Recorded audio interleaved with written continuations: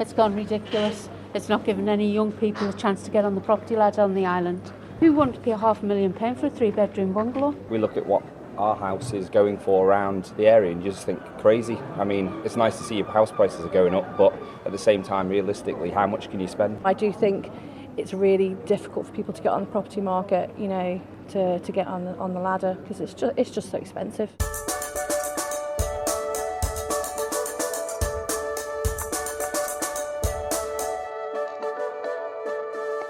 With an election on the horizon and house prices soaring through the roof, the issue of housing on the Isle of Man has never been more contentious. My name is Lewis Foster, I'm a journalist here in the Manx Radio newsroom, and over the next half an hour I'm going to look at some of the issues that have dominated the headlines over the past few months and find out what it takes to get a foot on the property ladder here on the Isle of Man. Well, house prices on the island have continued to grow and grow in recent years, and during the COVID-19 pandemic, that growth showed no intention of slowing down. Instead, quite the opposite happened. Figures published by government in March of this year showed in 2020 a house cost an average of £310,442. That's an increase of £19,000 on the year before. Meanwhile, if you wanted a flat, that would cost you an average of £154,213, up almost £1,800. In May, my colleague in the newsroom, Alex Watton, spoke with David Crean, the director of estate agents Cowley Groves, to ask why, against what seemed like impossible odds, prices were taking off. When I was coming back from holidays, just before the lockdown in March last year, I knew about it. I knew about the virus, and I've got emails from my people in the company, and I was really scared. I thought about, this is going to be a really tough year. No buyers and no activity, and God knows where this virus will go. And it saw a number of agents then, at that time, taking sort of staff, look at the number of staff they had and costs and everything, so they were preparing for it. And we knew about this, and so I was scared, and I thought the market was going to go the other way. Now, you've asked the question, why has the market got so busy, and with a lack of properties, a seller's market's turned into a very active seller's market. Why has that happened?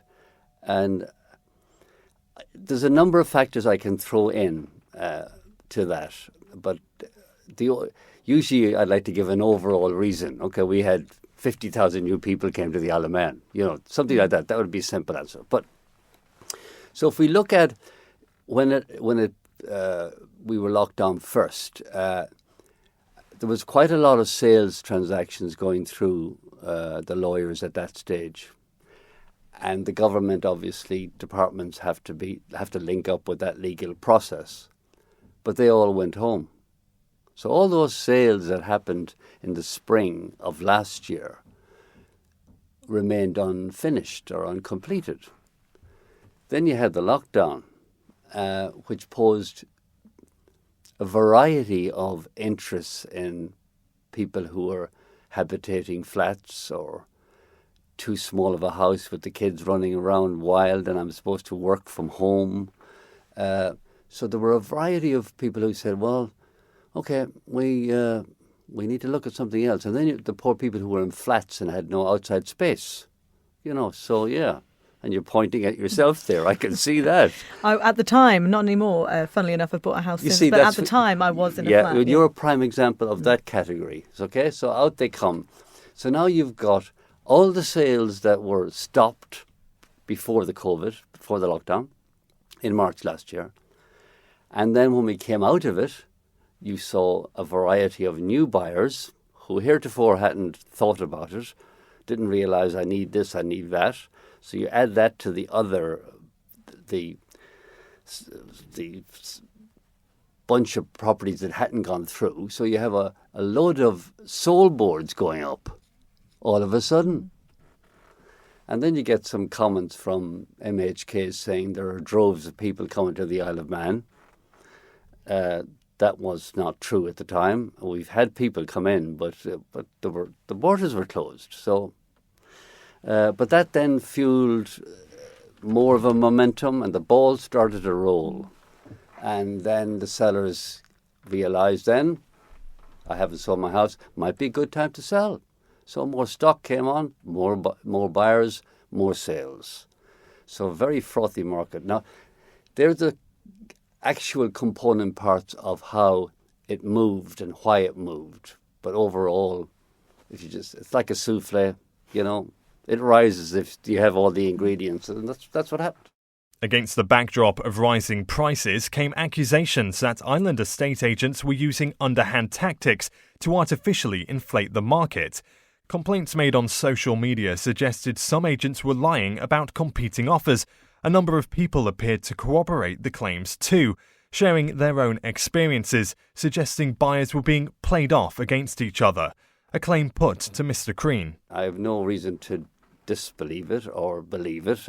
I read it, and there were a number of comments from other people, so there was just more than one who were complaining about the way they were handled in terms of as a buyer in property, whereby one of them, I'll read one of them for you. I just bought a house. This is from a guy called Dan. I just bought a house through an agent, and I was fed that someone else had made an asking price offer. Now that particular comment, it appeared that there was no other offer. So that's unethical. Estate agents have a code of ethics that they need to adopt and behave with and employ. And so, and if somebody was complaining rather than posting, there are avenues that people can complain and have it investigated if they feel that something wrong has happened in terms of the way they were treated. But you need to have evidence and proof of that, obviously. Well, if the price alone wasn't enough to put you off, just getting a sight of the property you have your eye on can be hard enough. I've heard of properties being sold within hours of going on the market. Director of Crystal's estate agents Neil Taggart told me on average a well-presented 2 to 3 bed house would receive up to around 15 to 20 viewing requests within 24 hours of it going up on the market. He says when possible they like to arrange as many viewings as they can in a short space of time. On the day in which we spoke back in June, Neil told me they'd conducted around 15 back-to-back viewings on just one property. But before people even get through the door, a far greater challenge is facing them, affording the property to begin with. Here on the Isle of Man, there are 2 schemes for those seeking affordable housing, the first-time buyer scheme and the mid-rent scheme, the former being the only one through which, in theory, you could eventually own the property. However, the more I looked into the first-time buyer scheme, the more it became apparent through testimonies and anecdotes of friends that it simply wasn't workable. With this in mind, I sought the advice of someone who could explain how people can afford to get on the property ladder. So I sat down with Director of Financial Options, Paul Chase. The very first thing that they should do is they need to establish what they need to have in cash terms to be able to then buy a property. We do now have 2 lenders that are offering 95% lending. So that basically means that instead of saving for this 10% or 15% deposit, you can now buy a property with a 5% deposit. But obviously, you need to get to that 5% deposit. So that's key. Even if you were to use the government first-time buyer scheme, that also requires a 5% deposit. So that's your first stop, is to try and get that cash together. Other things are, don't take out unsecured loans. You know, if you're looking to buy a property in the next 1, 2, 3 years, the fact that you take a car loan, it's great to get a new car, but that £300 or £400 a month is actually then going to have a knock-on effect of what you can borrow. We're really looking, someone at 22,000, probably 6 times that income. That's the absolute maximum. Majority of the banks are more like 5 or 5.25 times that income. So in reality, you're not going to get up to the level of a house on that sort of a salary. So even more reason to actually save up more of a deposit if you can do. I mentioned the first time buyer scheme. That can help people out around that sort of level, but it is limited and it is capped with a set price on the choice scheme, which is the one where you use the open market. It's actually capped at 190,000 as a purchase price for a property where there'll be 2 adults or an adult and a child. Have to be a child involved in there. For single people, it's actually capped at 165, and the middle range, if it's a couple, is 175. So there are no properties for that level. So the first-time buyer scheme at the moment, I think, needs significantly revising and having someone to have a look at that. Okay, do you expect somebody to look at that? Because it's a hot election issue at the moment. Every candidate that's declaring their head is saying housing is a big issue, we need to build more houses. Other people have vastly different ideas. Yeah. But do you think something more urgent is required right now? Yeah, I mean, we see the headlines in the UK. The government is coming out with the Help to Buy schemes. They restricted stamp duty for a period of time to allow people to get onto the ladder. Our version is the first-time buyer scheme, and I have been talking to people over the last few years, and the new scheme was brought in back in July 2014, and so few people have actually been able to utilise it, given the rules that are and how it dictates who can borrow and who can't, that it really does need revising. If the government's serious about helping first-time buyers, then that's the place to start. If we can come up with some sort of a Help to Buy scheme different to the one we've currently got, then yes, I think that would be a good start. So there we have somebody who's been in the industry for more than 2 decades, saying the first-time buyer scheme just wasn't working. So facing enormous house prices, an extremely wealthy, competitive market, and the only support on offer described as completely broken, it's perhaps no surprise that the number of young adults leaving the Isle of Man is growing and growing. Studies by demographic analyst Paul Crane showed for every one person aged between 20 to 29 that moves to the Isle of Man to leave. I sat down with Paul earlier this year. In this position here now, the vulnerability of young people leaving and the births falling, we will see a gap like this, a fall of 35% in the number of births. In the island's population structure, the pyramid that you get showing the age and sex structure, that gap is still going to be there when this group are reaching 70 and 80, and it will affect the number of children they have. They'll be supplemented by movement in, and they will lose movement out over the years, but fundamentally a third fewer in this age group is going to pass up the pyramid. So it's going to be around for a long time, and it will affect us as that group would have been going into the economy. They're the people who would have been paying higher taxes, working, etc. If you imagine that it bounces back in the next few years, well, that might not make it so bad. But where we're at, there's no evidence that that's immediately around the corner. So how do we look at bouncing back? Because you've mentioned here, according to the UN, 2/3 of countries in Europe have introduced incentives, measures to bring to encourage people almost to have more children, to stay where they are. With sort of recent headlines about struggle with first-time buyers, particularly on the island, does that kind of thing concern you? And should we be looking at more incentives for young people? Really, we need a clear picture of what we're trying to achieve. Are we looking to grow the economically active population? Are we looking to grow the population? Do we want to improve the dependency ratios so that we haven't got so many older people in relation to the younger people? Because at the moment we're growing the older population and we're seeing the younger population declining in every way. The cost of living here, the cost of housing, the cost of childcare. Talking to a young mum yesterday who's got a 1-year-old in nursery 5 mornings a week, paying $800 a month. Is she going to have a second child anytime soon? She can't afford that. She's still working at the moment. So if you look, I think it's harder than ever for young people to be raising a family, and that's certainly true here in the Isle of Man. It's true more generally. And as time goes forward with this decline in fertility, people in this age group are going to be difficult to attract in because there's fewer of them elsewhere as well. So the vulnerability is there. We need to remember that behind the headlines, rumours, billboards and lofty statistics, there's real people trying in vain to find a home of their own. Lee Quirk is an aerospace engineer and RNLI volunteer who's been trying over the past 2 years to buy a property in Douglas through government's first-time buyers scheme. Lee moved away from home at 16 and at the age of 32 has taken the step many his age are doing. He moved back in with his parents. I've got friends in Northern Ireland who can buy a 3-bed semi-detached house for $115,000. And you hear sometimes over here that, it's because where we are, materials cost more to get here, and so on, building supplies. But if you look at it, you've got Northern Ireland and Ireland who are even further than us, and the materials are coming from England. They're cheaper. So how does that work? And you yourself are how old, Lee? I'm 32. Have you ever been tempted to leave the island? How long have you been here? Well, I've lived on the island all my life. Not long ago, I applied for a job to work in Australia. I know personally, I've got family out there that house prices are amazing over there. Was that an influence? Definitely, yeah. I've got friends myself there, and they love it, and they've been able to get themselves on the property ladder, and they're good-sized houses over there, and they love it. And you work in the emergency services. I want to go back to your experiences with the first-time buyers scheme. You say that's actually been quite a negative factor on you. Yes, it has. I work or volunteer, shall I say, for Douglas Lifeboat.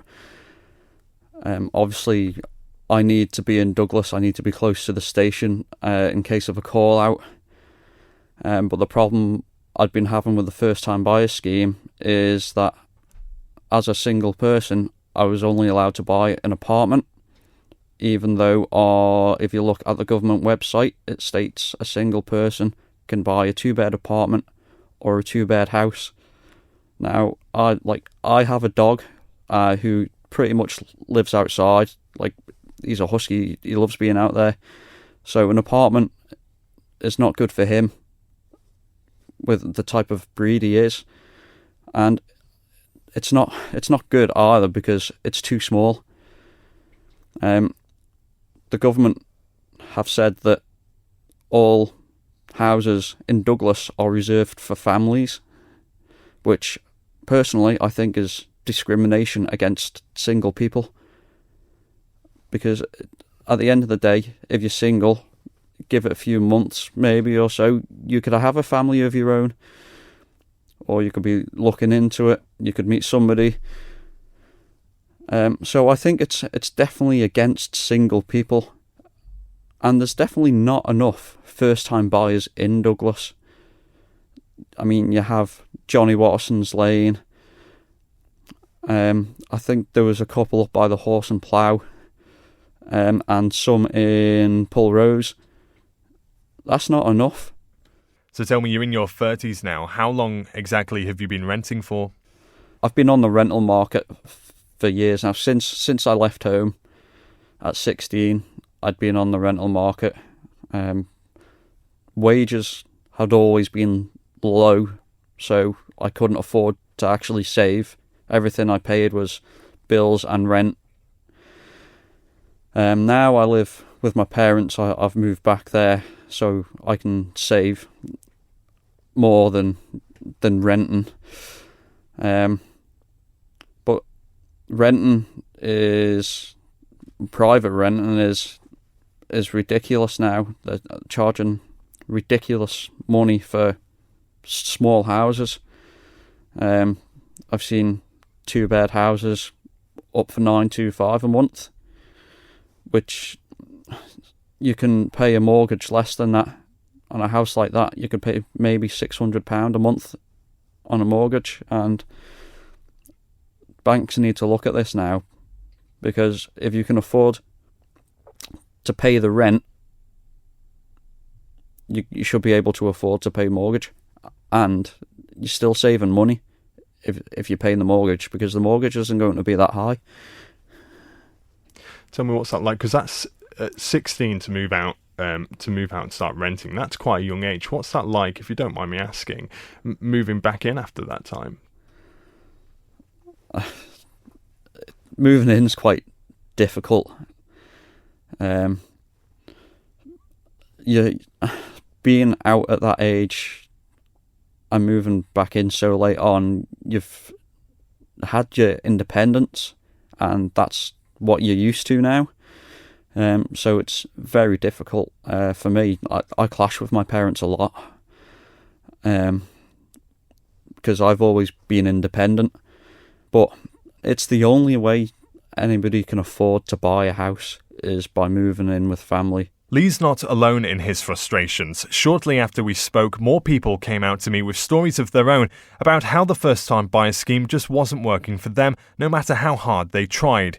One of those is Georgie Bruton, whose diagnosis of osteoarthritis means she's looking for a bungalow to settle in for later life.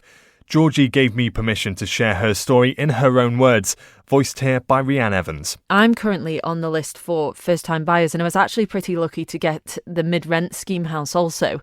However, the rent on the mid-rent scheme houses is £660 when it's just one person saving. This is pretty much non-beneficial because if needs be, you could just go into a one-bed studio flat for less. Now, I rented with my boyfriend, so for me it wasn't too bad, and I was still able to save some funds. But sadly, we had to leave for personal reasons. We've stayed on the first buyers list, and I now have the money for the deposit and legal fees. However, I now wish to buy a property on my own in my name, with just my name on the mortgage, and my partner live with me. And this is where the problems have arisen. So a single person won't be offered a 2-bed house as they're prioritised to families. If you have a partner, it must go in a joint name and not just one person, which, I think is unfair. And they don't have any bungalows for disabled people, such as myself. I can't have children naturally. I'll need IVF or adoption, and it seems to be, no kids equals no house. I can get a mortgage, I have the deposit, I have the legal fees, and I would only need to borrow 20.4% out of a maximum 30%, yet I still can't have the 2-bed house. And on top of that, in a joint name, me and my partner earn too much money per year for the joint first-time buyer's ridiculous annual amount limit. If I buy on the open market with the government top-up grant, I can have around £156, and this can buy me a basic flat or similar, which I don't want. The bank will only give 5 times my salary. House prices have risen dramatically. People don't want to buy and live in flats with nightmare neighbours. And bungalows are almost non-existent for a first-time buyer, so it's all just a big disappointment, basically, unless you have loads of money. I've been emailing first-time buyers to try and get some answers and clarity, and they've just ignored me because they work from a list. And if you're on that list, they work in order of who they offer a house to. So you can't choose where you live. You just have to accept or decline wherever you're offered, which in my opinion is fine for a council house. But for a buyer who will potentially live there forever or for the foreseeable future is totally unfair. You have to wait for them to speak to you. You can't call any of the shots. And if you question them or pester them, then you just get ignored. Our private rent lease ends in August, and we got a bargain rent price of $700,000 for a 2-bed cottage. If we give that up in July, which is when we have to let our estate agent know by, we'll be back at my parents' house for God knows how long, as the private rent has now increased to a shocking amount for 2-bed houses. Yet, still, I have to wait for first-time buyers to ring me. Well, that's it from me. Thank you very much, and I hope you've enjoyed this programme. A special thank you to Paul Chase, David Crean, Lee Quirk, Georgie Bruton, and every estate agent on the Isle of Man I've annoyed with research enquiries over the past month. I've been Lewis Foster, and this was my Island Life programme, looking at what it takes to find a home on the Isle of Man. This programme will be available shortly as a podcast at manxradio.com.